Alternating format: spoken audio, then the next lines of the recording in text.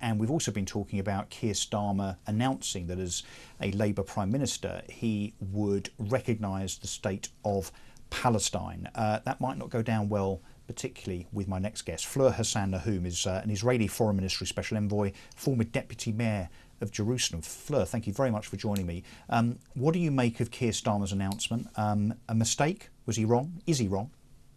Well, it's just, when I hear your previous caller, and I'm sure he's very well-meaning, there seems to be a complete ignorance of the history of this conflict and how we even got here. And to me, an announcement of Palestinian statehood ignores that. And what is that history? Well, the history was that in the 1930s, when the British Mandate Palestine was trying to figure out what to do after the mandate, they did offer the Palestinians a two-state solution.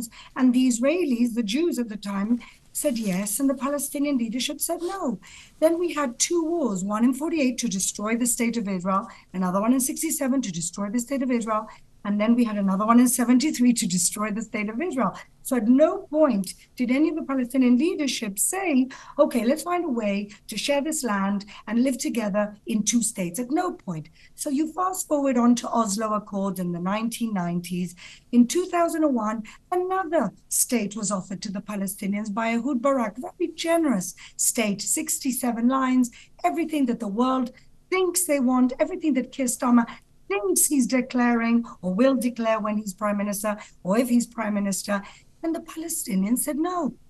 2009, the Palestinians again said no. And Fleur, it's clear that the Palestinians and Benjamin Netanyahu are not going to take much notice of Keir Starmer now. They might take a little bit more notice of him if he's prime minister from July the 5th onwards. But what you're saying is that even if he is taken seriously, there's no practical way to constitute a state of Palestine anyway. It's meaningless. They don't have the minimum requirements for the state. You had your Tony Blair going out there, working with them for 10 years in state building. And what did they do? You've got, and where is Palestine exactly? You've got Yahya Sinwar, who is like Osama bin Laden in Gaza. And then you've got Mahmoud Abbas, a kleptocrat who's become a billionaire on the backs of his people in the West Bank. So where exactly is this Palestinian state? Where and would who's you the put prime it? minister? Yes. Well, who's the prime minister? Who are they recognizing? Where are the borders? You're going to open an embassy in Ramallah? Let's see how many of the British diplomats want to go and live in Ramallah. Last week, the Spanish declared that they were going to push towards a declaration of a Palestinian state. And their diplomats said, well, we're not moving anywhere. Why? Because they know it's dangerous. So the number one charter by Hamas, who of course are in control in of all things Palestinian, is that they not only will not live side by side with Israel and the Jews, but they want to see the destruction of Israel and Jews. Exactly. So how do we square that circle, Fleur? Well, that's the bottom line. The bottom line is that the world has misconceived this entire conflict. Agreed. They've misconceived that the conflict exists because there is no Palestinian state, when in fact the conflict exists because there's a Jewish state. So are we saying, but to be clear, that there can only be a Palestinian state if there is not an Israeli state, from the Palestinians' perspective? Yes. That's what they think. And even the ones that are considered moderate, let's say Mahmoud Abbas, he said in Arabic, we will get a two states until we go to the next stage of our plan. So the Palestinians generally, or some of them, most of them, Hamas certainly, see the two-state solution as a stepping stone, again, to the eradication of Israel and Jews. Absolutely. That's the bottom line. And so, yes, you can why don't our very clever political leaders know this, Fleur? I think they do know it, but they try and ignore it the way that they try and ignore jihadi fundamentalism in your country. And they've been warning them for 20 years what's going on in the mosques around the UK in very radical communities.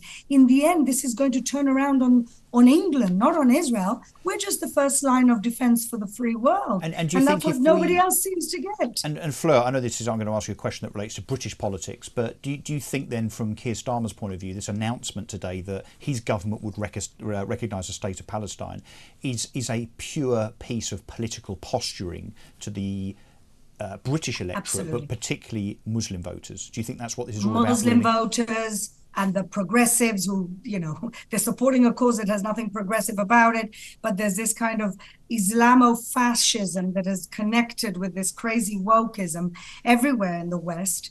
And I think he's basically signaling to them because, I mean, what is he being now? He's following the European countries like Ireland, Norway, and Spain. This is where Britain wants to be. Following Ireland, Norway, and Spain. Aren't we better than that? I say this, I'm British. Aren't we better than that? It's incredible. So, Fleur, from politicians that don't know the answer but pretend they do for personal gain, asking you as an expert that's kind of knees deep in this situation, what is the solution to this?